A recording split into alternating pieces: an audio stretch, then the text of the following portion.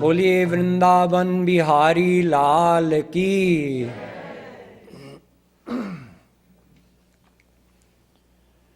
Yesterday I explained to you the need for bhakti, why we have to do bhakti, and then as well briefly covered the fact that there are three kinds of bhakti. One is sadhana bhakti, that's the bhakti that we do. One is bhao bhakti, which is part of the devotional process, but it's a stage that we enter into along the way. And then when bhao bhakti is complete, then we get prema bhakti. That's actually Krishna's divine love power. So that divine love power is also known by the name bhakti. So one bhakti we receive upon complete heart purification. And the first bhakti we have to do, that's sadhana bhakti, that's devotion. And bhao bhakti is part of our path. It comes along the way. As our heart starts to purify, we start to experience the signs of bhao bhakti, which go on increasing as our heart purifies until bhao bhakti becomes complete. Then our guru, if that guru is a rasik saint, he can give us Swarup Shakti, God's personal power. That comes into our heart, which has been cleaned by doing bhakti. And then it divinizes our heart. So just being clean is not enough, it has to become divine. So the Guru does that. Then into our divine heart, the Guru gives us prema bhakti, the ultimate prize, the ultimate goal, divine love. I also mentioned that in his Bhakti Rasamrit Sindhu, Roop Goswami has described 6 features of bhakti which are unique to bhakti. Kleshagni shubhada moksha laghuta krit sudurlabha sandrananda visheshatma Shri Krishna karshini chasa. 6 qualities of bhakti.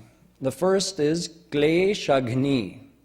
Klesh means suffering. Kleshagni means that which removes suffering. So this is the first quality or feature of bhakti, is that it removes klesh. And what is klesh? Roop Goswami defined that as well.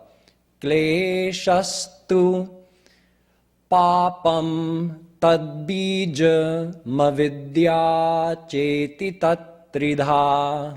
He says there's 3 kinds of klesh, and bhakti gets rid of all 3 of them. The first one is pap. Sins that we've done lead to our suffering. So there's 2 kinds of pap.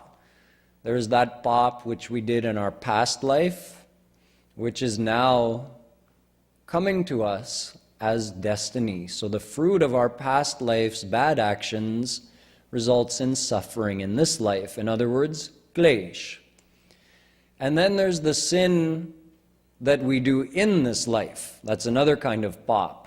So one is past life sins, which we're undergoing the consequences of now, and one is the present life sins. So does bhakti remove the suffering caused by past life sins? Yes. Nothing else can do this. Only bhakti can.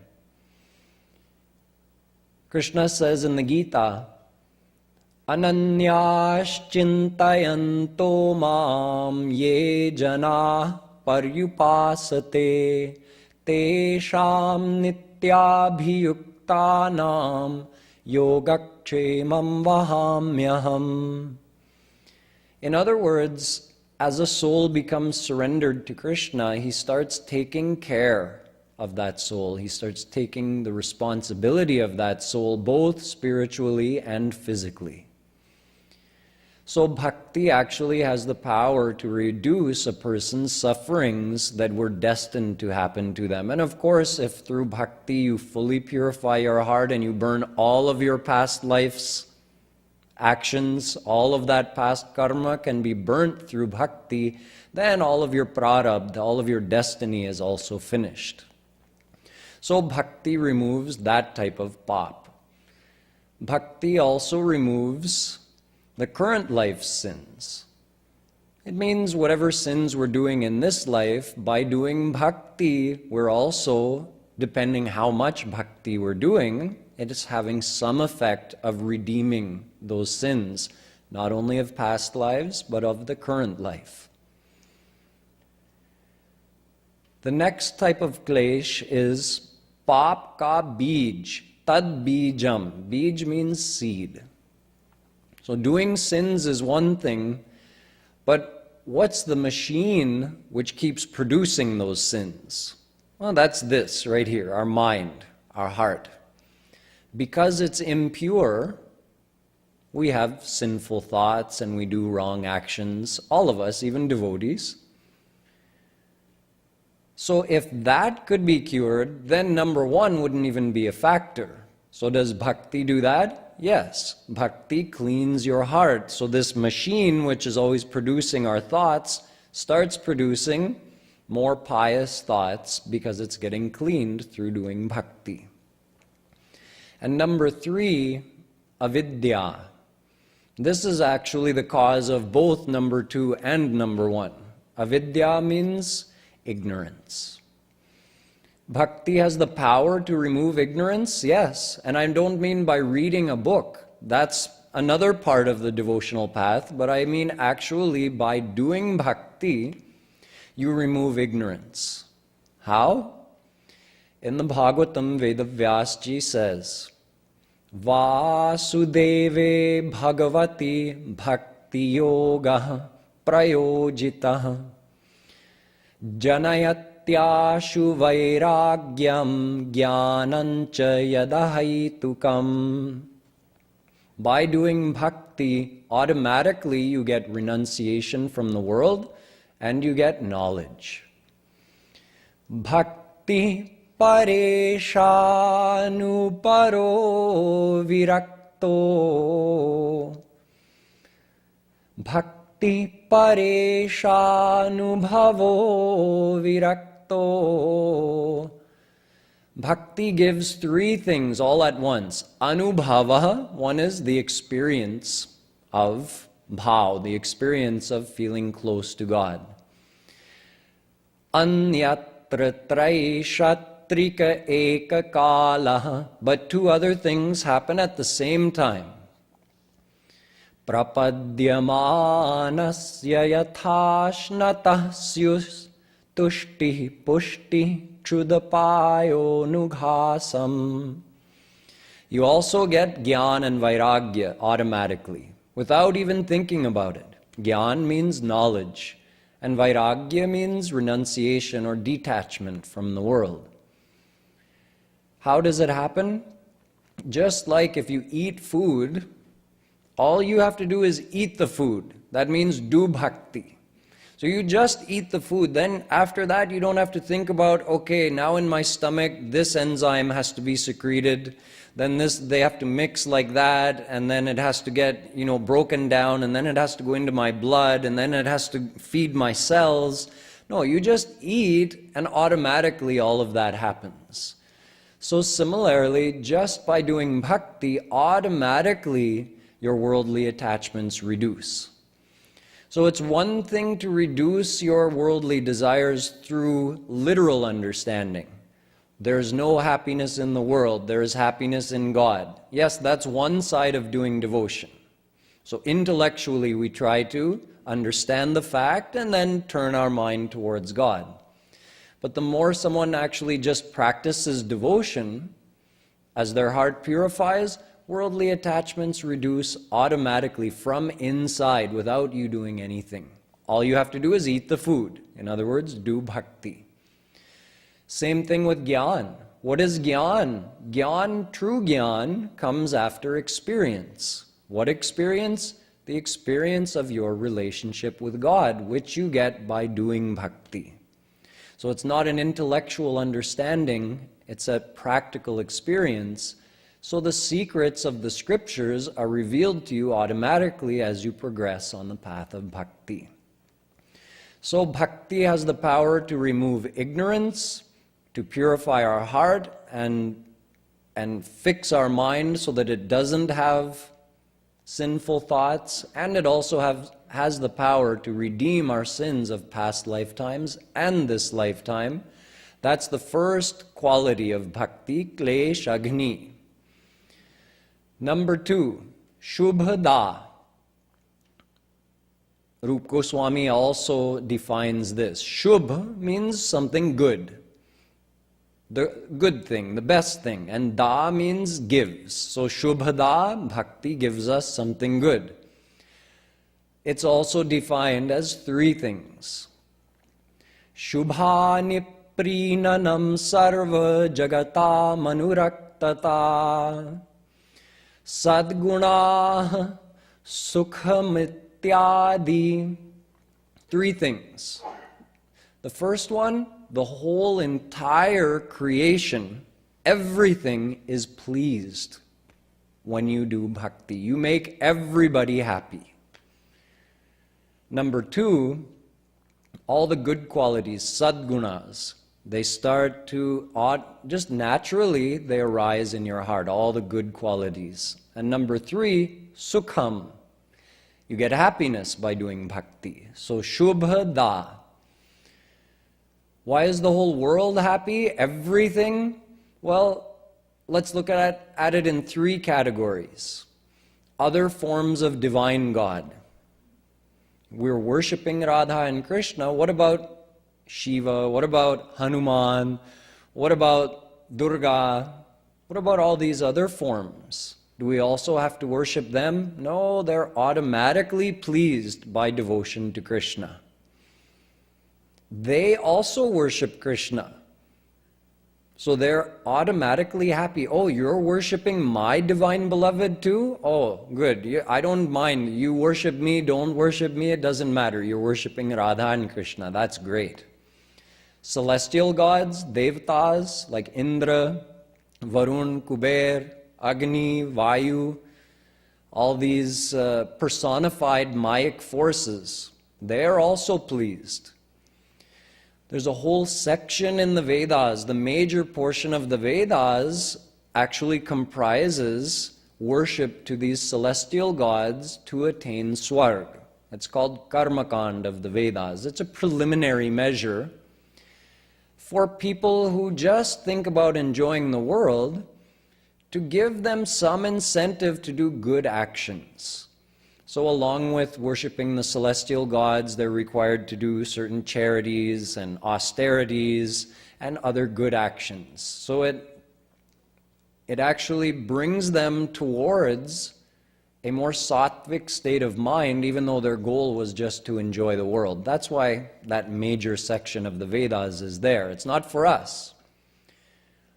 Well, what about those celestial gods? If we're not worshiping them the way it's said in the Vedas, will they be upset? No, they're also happy.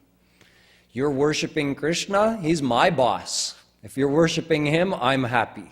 So they're not looking at you, hey, you didn't do puja to me, you didn't do yajna to worship me. And even if one of them did, it would be, as Sri Maharaji says, Durvasa ka hal hoga. Durvasa was a jnani, yogi, great saint, and as part of a leela to show the greatness of bhakti, he had a little dispute with a devotee, King Ambarish. And as a result of that dispute, because he was unfairly, Ambarish was worshipping Krishna, and because of that, he didn't properly take care of Durvasa when he came, and he was feeling, I'm your guest, and you didn't properly care for me. So I'm sending this fire-breathing demon after you. So what happened was Krishna sent his Sudarshan Chakra after Durvasa. He said, you're attacking one of my devotees? So Durvasa is also a saint, but he wanted to show the greatness of bhakti and see that even a great jnani, yogi, tapasvi like Durvasa, he can't get away with challenging one of God's bhakta saints. So how could any celestial god even dream of saying, what, you're doing Krishna's bhakti and you're not worshipping me? Indra tried that as well. That was also to show the greatness of Krishna. When Krishna told the Brajwasis, don't worship Indra, let's worship Govardhan Hill. Because Govardhan Hill is a divine part of Golok. It's a form of Krishna. So in essence, what Krishna was saying was, don't worship Indra, worship me. So Indra got angry and made it rain. But Krishna protected all of his devotees, and in the end, Indra had to come and apologize. Just like Durvasa had to come back. Even Krishna wouldn't forgive Durvasa. He said, you go and apologize to Ambarish. It also shows a fact that if you offend against any saint, Krishna says, I can't help you. You go and ask forgiveness from that saint, then I'll accept you. So, by doing bhakti, we please all the forms of God and all the celestial gods without doing any other form of worship, just bhakti to Radha Krishna.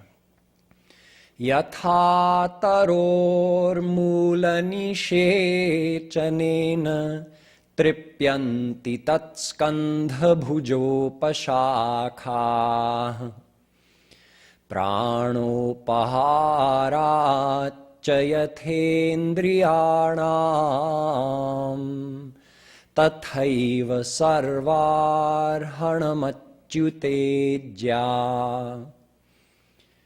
This verse from Bhagavatam says that you wouldn't go and sprinkle water on all the leaves of a tree in order to keep the leaves green. In other words, in order to keep all of those thousands of leaves happy, you don't have to sprinkle water on them. Just apply water to the root, automatically they're pleased. They automatically get the water. In other words, just worship Radha and Krishna, everybody else is automatically pleased. You don't have to go one by one and try to please each one of them. Even your ancestors, some people worship Pitris. They do certain worship which is recommended in the Vedas to please your ancestors. It's part of being a good person. So if you're doing bhakti to Radha Krishna, do you also have to continue to do that worship to your ancestors? No, they're also fully pleased, more pleased than if you're doing karmakand type worship to them. If you're doing bhakti to Radha Krishna, they're all happy already. So this is Shubhada. Remember the first one, Kleshagni, bhakti gets rid of all kinds of suffering. Number two, Shubhada. So Shubhada is also of three kinds. Number one, it makes everybody happy. Other forms of God, celestial gods, your ancestors, everybody is pleased by bhakti to Radha Krishna. The next part of Shubhada is that all the good qualities, sadguna, they naturally arise in your heart. Everybody talks about being good or becoming good. Politicians give speeches about it. Parents tell their kids. People decide in their mind, I have to be good. Although we can control our behavior outwardly somewhat, but to really become good, we have to become good from the inside. So that means you have to purify your heart. And what can purify your heart? Only bhakti. Dharma satyadayopeto vidyava tapasanvita madbhaktyapetam na samyak prapunatihi. Krishna says to Uddhav in the Bhagavatam, there's no other practice that can samyak, means fully, completely. There's no other practice that can fully purify a person's heart. He said there are two great things. Following dharma, doing all the good actions which are outlined in the Vedas, along with truthfulness. He says that's a very great thing, but that can't fully purify your heart. And following the path of renunciation and knowledge, that's a very great thing, which can purify your heart to some extent, but he says not fully. Katham vinaro maharsham dravata va cetasa vina vinanandashru kalaya shuddhyed bhaktya vinashaya. Only loving devotion to me, Krishna is telling Uddhav. Only when you cry tears for me, that can fully purify your heart. Only that kind of loving devotion can, nothing else. Shuddhayati hinantaratma Krishna padam bhoja bhakti mrite. Imagine even Shankaracharya is agreeing with this. He says that only devotion to the lotus feet of Krishna can fully purify your heart. So to the extent a person's heart is purified, to that same extent the good qualities start arising automatically from the inside. It means not trying to be good, you actually are becoming good from the inside. How does it happen? Well, all of these good qualities, whether they be truthfulness, generosity, compassion, peacefulness, they're all called Bhagavat Sambandhi Gunas. It means they're related to God. All the good qualities are related to God. And when you do bhakti, your heart purifies, and while it's purifying, Sri Maharaji tells this secret, that Swarup Shakti, that personal power of God which you receive at the end when your heart is fully purified and it divinizes your heart, that actually starts coming in before.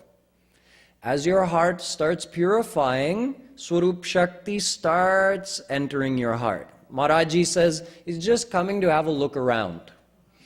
He sees, no, he still has some work to do. His heart isn't fully purified yet, but he's hopeful that one day, yes, this heart will become, I will make this heart divine. So to that extent, you can call it God's grace, you can call it Swarup Shakti.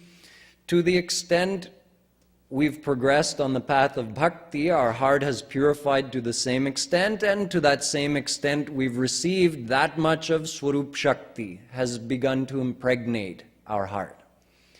So we're getting those godly qualities automatically. All the good qualities come automatically, and all the bad qualities naturally get suppressed. So this is the second part of Shubhada, getting the good qualities. And the third part, getting Sukh. Roop Goswami says there's three kinds of Sukh as well. Sukham, Vaishaikam, Brahmam Aishwaram Cheti.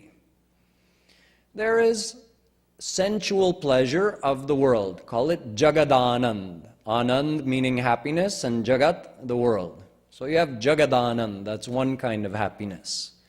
You have Brahmanand, the happiness of liberation, when you attain formless God. And then you have Premanand, the happiness you get when you attain Prem, when you attain Krishna's divine love. So, bhakti actually gives all three of these. Although on the path of bhakti we don't ask for worldly happiness, yet when you're surrendering to Krishna according to his law, yogakshemam vahamyaham, to whatever extent you're surrendered to him, to that extent he's looking after you, both spiritually and physically. Sri Maharaji tells a story that there was a great scholar, Jagannath Mishra, and he wrote a bhashya of the whole Mahabharata. So as part of that, he explained the Gita. So when he explained this verse, Yogakshemam Vahamyaham, he thought, no, that doesn't make, I don't think that's right. Vahamyaham means Krishna is saying, I personally take care of each and every devotee. I'd look after all of their needs. He said probably he means dadamyaham, which means I arrange for it. Someone else looks after the details. I just assign someone to the task. Dadamyaham. So he actually scratched out that word from vahamyaham, he made it dadamyaham. And then there was no food in the house that day, so he went out and he went to the market to get some food. while he was out, Krishna said, okay, giving your own interpretation on the Gita is one thing, but changing the original words? No, I can't allow that. Now, Jagannath Mishra, of course, was a saint. He was doing this leela to show this to the ordinary souls, that Krishna really takes care of everything. So now Krishna, while Jagannath Mishra was out and his wife was still at home, Krishna came in the form of a young boy to the door, carrying a big, heavy sack of rice and dal on his head, too big for a boy that size to be carrying. And he knocked on the door, and when Jagannath Mishra's wife opened the door, she saw this boy standing there with that huge load on his head, and with like a fat lip, we say in America. He looks like someone had hit him. He was bruised on the face. So she had so many questions seeing him. Who are you? Why have you brought this food? And who has hit you? So Krishna in that form said, Mother, Jagannath Mishra has hit me. And he also sent me with all of this food for you. Because you didn't have any food in the house, so he sent that. So she was thinking to herself that, is he losing his mind in his old age? First of all, sending such a heavy load on such a small boy, and on top of that, beating him? I'm going to have a word with him when he gets home. So Krishna left, and when Jagannath Mishra came back, she questioned him that, what's the matter with you these days? You're hitting boys and doing this. And he said, what are you talking about? I think you're losing your mind. So then when they discussed and Jagannath Mishra realized what had happened, that, oh, you mean a boy came to the door carrying that? And he had a bruise on his face? He broke down in tears, realizing that that was Krishna, and the bruise was because he had crossed out that word in the Gita. And he was bringing that food because his devotee, Jagannath Mishra, had no food in the house that day. So, Vahamyaham, I personally look after each and every devotee. So even though we don't ask him for anything, but worldly happiness comes automatically on the path of bhakti. It doesn't mean he's going to make you a millionaire, because that could distract you from the path. Number 2 also comes automatically. Mukti. Liberation you don't have to ask for. You get it automatically on the path. And of course, premanand, that's our goal in the first place, to get his divine love.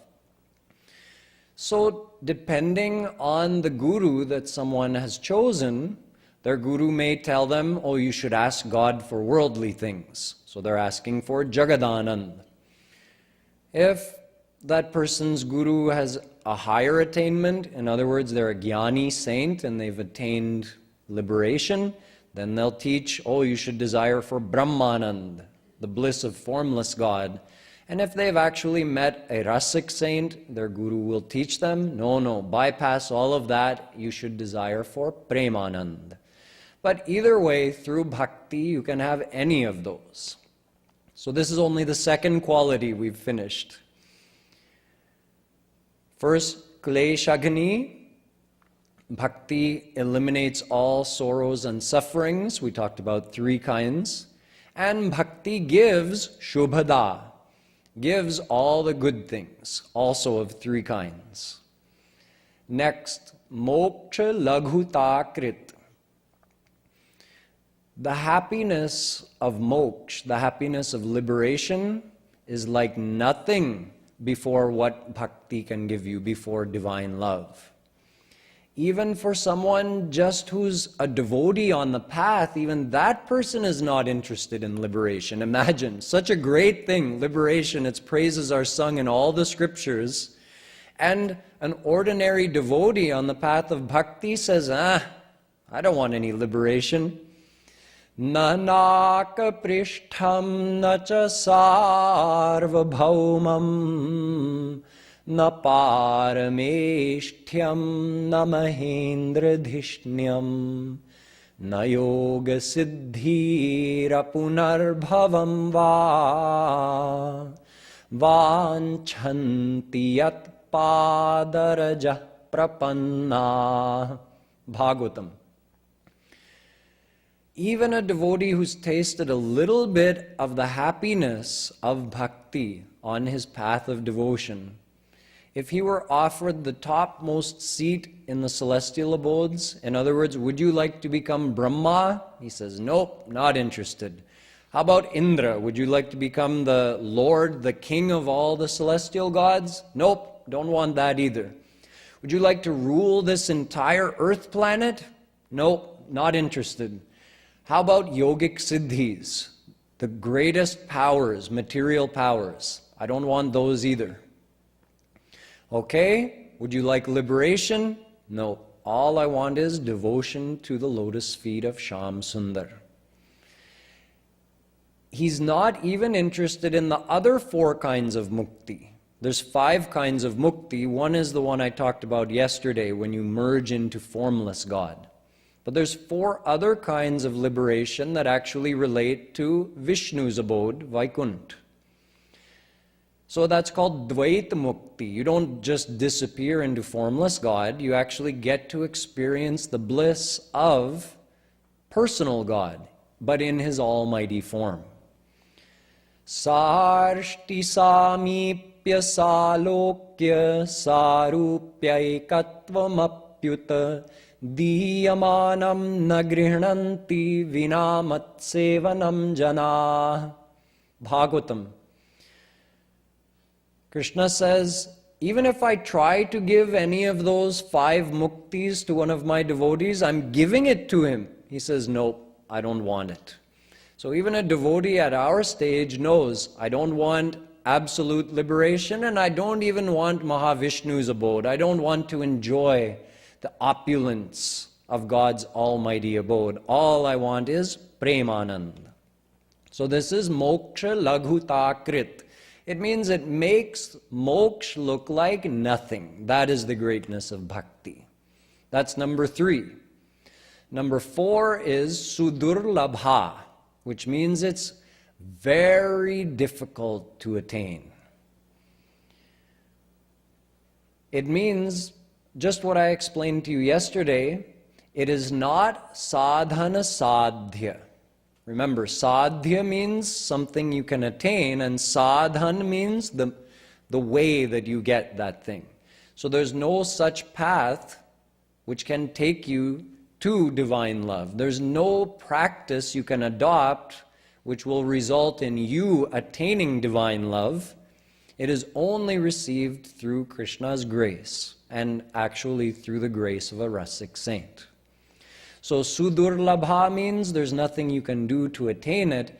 You have to develop sadhanahin bhao, which means humbleness before Krishna. That I want that thing which is your most personal thing, and I know there's nothing I can do to attain it, but I want you to grace me with that. It's his most personal thing. Vedavyasji even says, Muktim dadati karhichit smana bhakti yogam. Bhagavatam. Krishna is very quick to give mukti. He's not so quick to give premanand, because that's his most personal thing.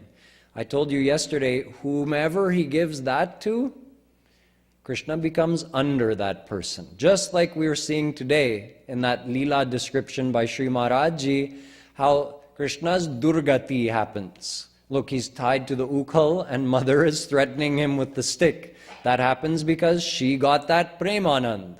So Krishna keeps that one in his back pocket. There's a story from the Ramayana which Sri Maharaj Ji is very fond of telling, when Sri Ram's devotee Kagbhushundi surrendered to Ram. Ram said, I'm very pleased with you. Kagbhushundi manguvar ati prasanna mohi jana animadik siddhi apar nidhi moksha sakala sukha khan. I'm very pleased with you, so I'm prepared to offer you a boon. You can ask for anything and I'll give it to you. And he holds a few things out for him to choose from, but he's keeping the best thing behind his back, in his back pocket. He says, why don't you ask for untold wealth? Why don't you ask for yogic powers? Why don't you ask for liberation? I can give you any of these things. So Kagbhushundi says, are you trying to make a fool out of me? I don't want any of those things. I want the thing you're not holding out to me, that thing you're hiding behind your back.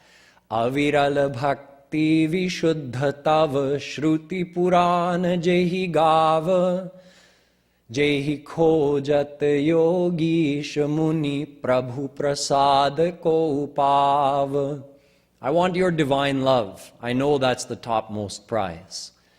So it's very rare to attain. Krishna is hesitant to give that, because once he gives that, it means he's given his own self to you and he has nothing more to give. And he belongs to you forever. So this is Sudurlabha, the fourth feature of bhakti. The fifth one, Sandrananda Visheshatma, is similar to this on a higher level. To expound on this, Roop Goswami says, Brahmanando bhavedesha chet parardha sudurlabha naiti bhakti sukham bodhe paramanu tulamapi. He says, if you take the bliss of Brahmanand, which is the bliss of formless God, and multiply it by one parardh, which is 155 trillion, that cannot compare to even one paramanu. Paramanu means the tiniest particle of bhakti sukham bodhe, the ocean of premanand, the ocean of divine love. Even a tiny particle of that, compare the bliss of Brahmanand and multiply that bliss by 155 trillion, and it's still nothing in front of a tiny particle, a paramanu of Premanand.